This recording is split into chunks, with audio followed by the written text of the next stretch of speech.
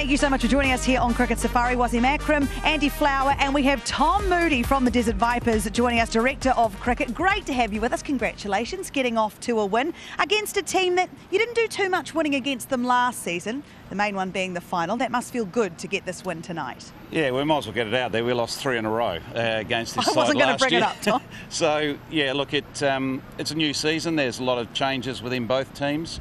But still, they were a better team than us last year. So it's nice to certainly beat them because they've had the better of us in the last 12 months. But winning the first game of any tournament, I think, is really important. Just gives you confidence as a group, allows you to settle into the tournament without feeling the pressure of not having points on the board. You've been involved for the whole time. The whole time there's been the DP World ILT20, all 4 seasons now. And when you look at the way things have progressed in your team, you only had 10, 11 months between the season 3 and season 4. What's it been like for you in the preparation? Because I know that's something that the Vipers really pride themselves on, that build up to the tournament. Yeah, it's been very different this time round, purely because the league changed the dynamic around retentions. So the retention of players was limited, where before it was a bit of a free-for-all, and it was really down to your ability to recruit out there in the freelance world, where it was more structured through an auction process. So that made it challenging, because something we've tried to do so far in this journey is try to have that consistency of selection, try to have the same people around so they're familiar with the environment, familiar with their roles. But we were sort of thrown into a bit of a spin because of the change of the process of recruitment, and hopefully that's not going to influence the result this season. But we feel pretty confident. Yeah, Tom, quiet game today. I understand you've won. You must be very relaxed. The team, new combination, like you said. Does that make a difference? Yeah, it does. I think both teams are probably way off their best today. I think we were probably 60-70% to what we potentially could be. So it's nice to still win when you're playing below your best. But I think a lot of it's to do with, new players within the group not knowing each other.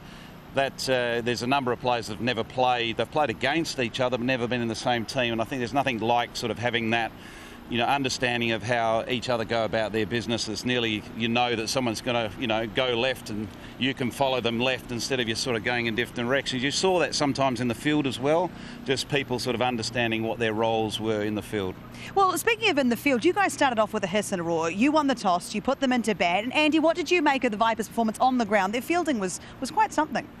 Well, they took some excellent catches, didn't they? I know Sam Curran botched one at mid-off going back over his head. But up until that point, they'd taken a few outstanding catches. Arvind here, just about where we're standing here, actually, took a brilliant catch with 2 other fielders closing in on him. Sam Curran himself, that great return catch. And then Hetty took that tumbling catch out there in the outfield. But what I thought was most impressive was the swing bowling that brought about these chances. I thought the ball swung, and the ball swung probably up until the 6th or 7th over. And this is Arvind taking that brilliant catch with 2 men closing in his eye line. So he obviously called it early. Sam Curran snatched it with his, not his strongest hand, his right hand on this occasion. And obviously we loved that celebration, didn't we? He's an inspirational player. And then Cox went to a brilliant tumbling catch from Hetty a little later. So that's what I was impressed with, their catching and their swing bowling up front, Laura. Yeah, it was fantastic. Tom, when you look at that in the game plan, and something about fielding, I feel like last season particularly, I think all teams, that was an area that they were looking to improve on. To start this way, that's a nice way to get things going. Yeah, absolutely it is. Holding on to your catches. And the other thing is that, this stadium's not the easiest stadium to sort of pick the ball up out of the background. So those outfield catches are always a bit of a challenge. So it's nice to have a near-on clean sheet when it comes to that. And the other thing is that just because of the international scheduling, you don't tend to have the players for a long time in the build-up for the first game. So when you're trying to nail down sort of a few things around the fielding and about, players fielding in certain positions, having certain roles, that's still very much in its infant stages for us, and it will be for every team coming into the start of this tournament. So hopefully by game 2 and 3, we'll have that down down pat will be well and truly on top of overrate. Tell us about one of your local players, Kazaima, today. 2 for 35 with the ball. A lovely young man. I got a chance to talk to him at the innings break. Seemed very excited to be here, his second season. What's sort of been the messaging for him as he builds in this second season for him? Oh, look, he's been a great find for us. You know, he's clearly a high-quality bowler. You know, he bowls good pace. The message we've been just giving him is just keep it simple and just hit your lengths. He's got a natural length that he bowls, and it's what we would term as a heavy length. And what I mean by that is the ball actually hits the bat really hard. He bowls a good pace too. He's got a good bouncer, so people are very aware of what he's capable of doing. So he's certainly got the tools. And, you know, the sky's the limit for him because he's strong, athletic, he's hungry, and he's exceptionally professional for someone that's come from a background that hasn't had a lot of professional cricket around or cricketers around him. And I think any bowler wants to learn how to bowl on pitches like this, especially when there's a little bit of help. The length you were talking about, the heavy length, the heavy bowls he bowled, Tanveer. And I think he was very consistent today. Got a couple of wickets, like you said, he's got pace. And with that length, doesn't matter how good you are as a batter, you always will be in trouble, especially in this format. Yeah, absolutely. You know, as I said, that's his natural length. That's sort of 7 to 8 metres. You know, he's going to play a major role for us this year. Well, congratulations. You've got it off to an absolute fly here. You've got the points on the board. Enjoy the rest of the season. We very much appreciate your time coming over here. Pleasure. Thank you, Tom. Good man, Tom Moody. We love Tom Moody. We really do. All right, so what I want to do is ask you about his captain tonight. Curran replacing Lockie Ferguson. We found out quite late in the piece. I'm sure he would have known for maybe a day or so, but he's such a great competitor. And you talked a lot about him in commentary, how much you like the way he goes about it, runs in his family. Tonight, his performance inspiring?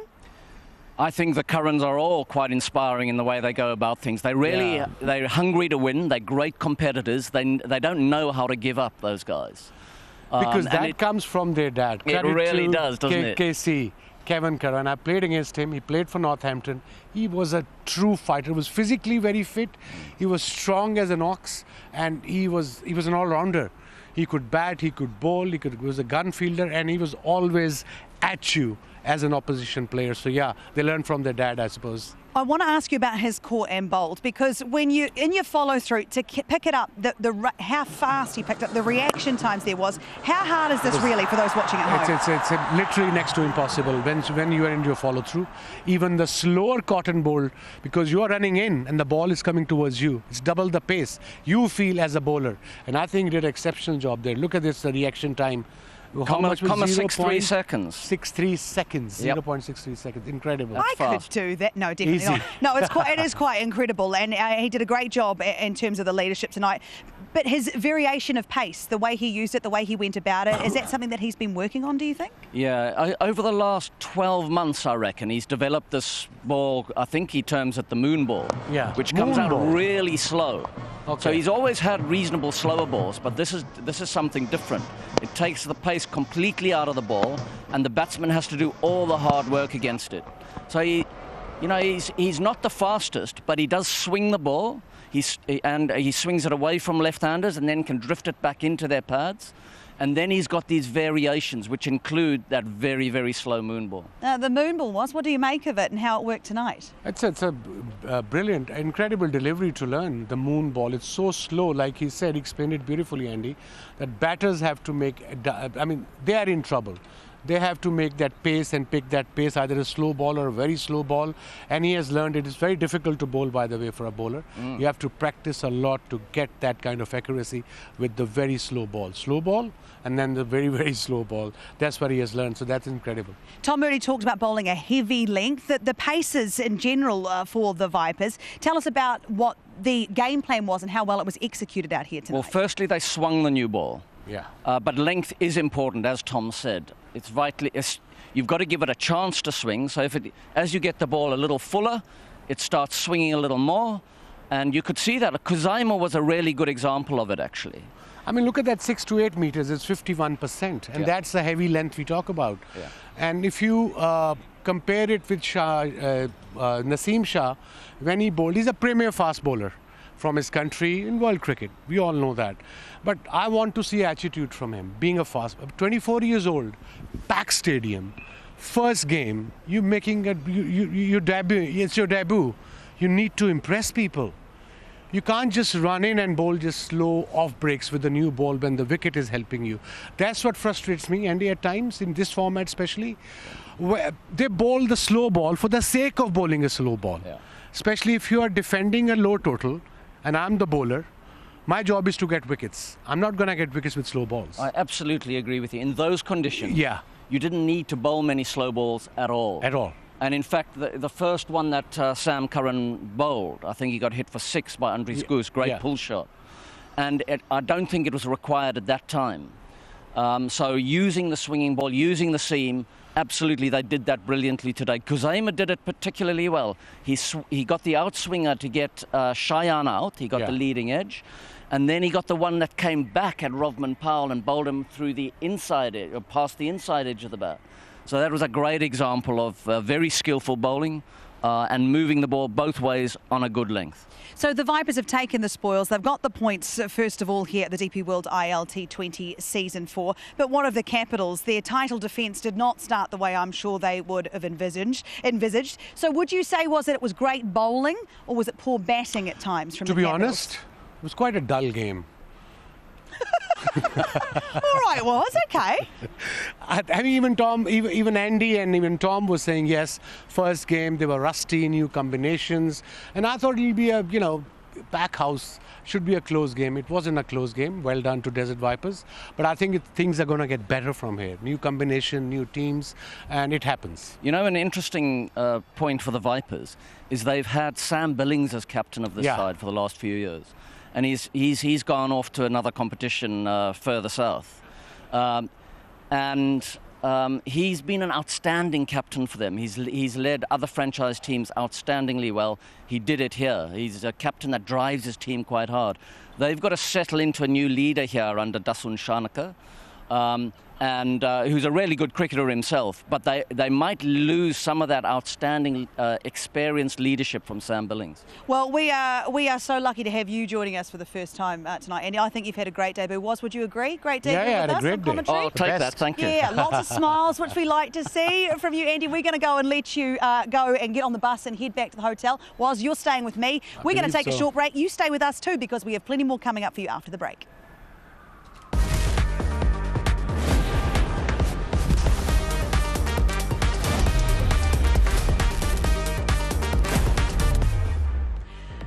Welcome back to Cricket Safari, and Dubai International Cricket Stadium kicked off the DP World ILT20 Season 4. And speaking of kicking off, it was the Desert Vipers who won by 4 wickets against the defending champs, the Capitals.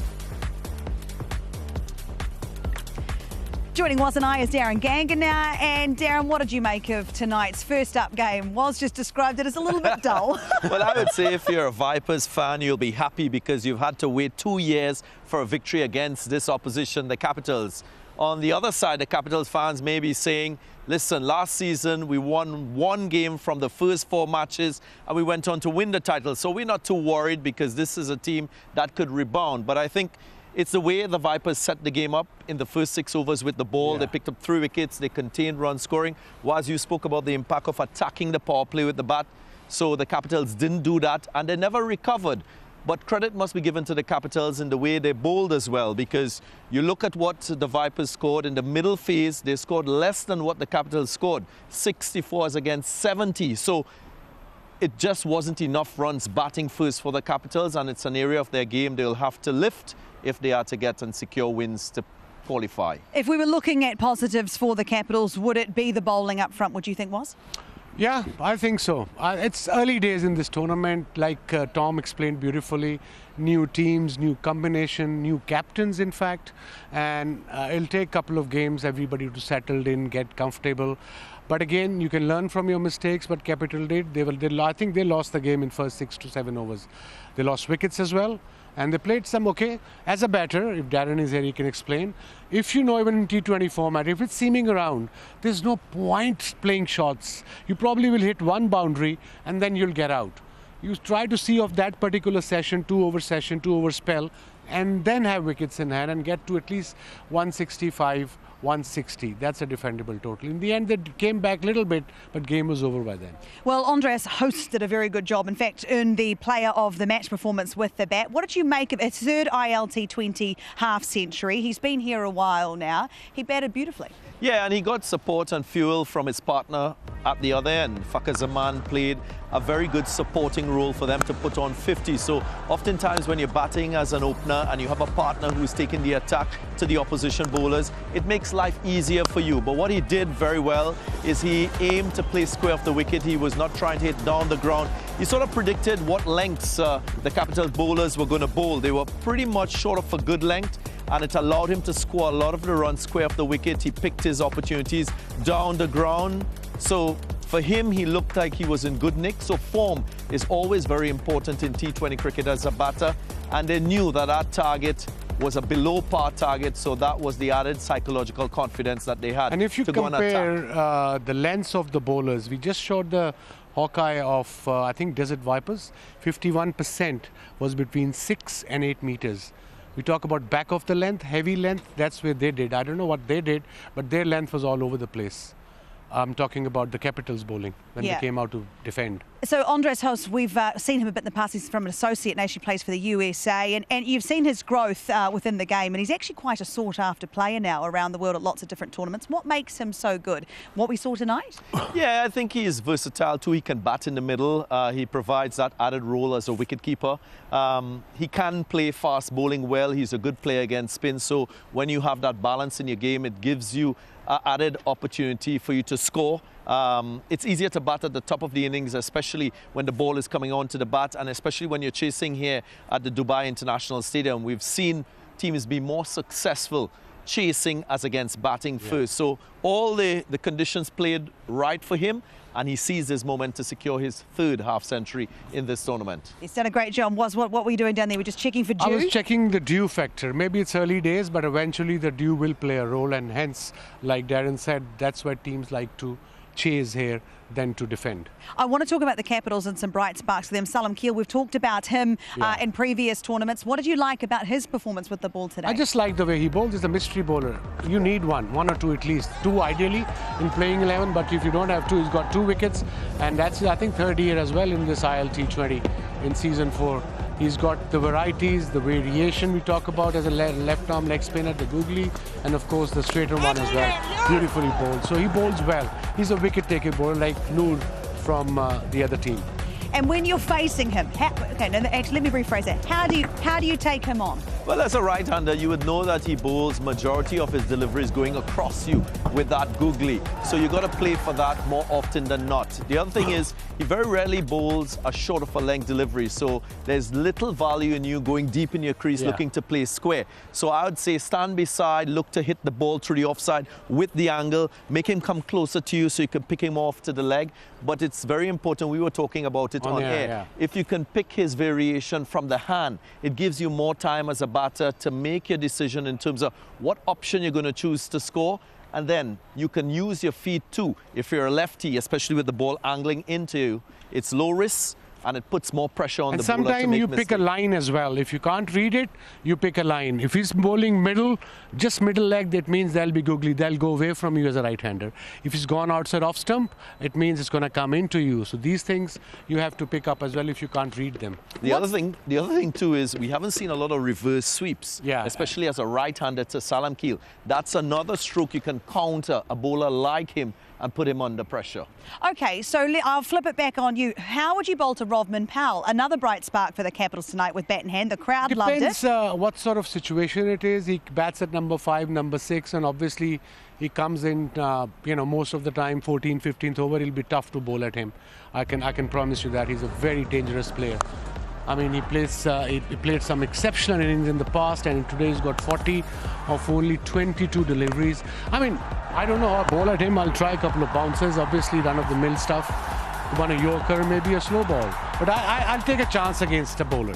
I might get hit against a batter. I might get hit for 6s. I might get him out as well. You got to take a chance. You can't be on a back foot. Well, you got to take a chance against a batter like Rovman Powell, and he was good tonight, wasn't he? Great to see him get a bit of a start. Very good to see him score runs consistently once more. He's worked hard on his game.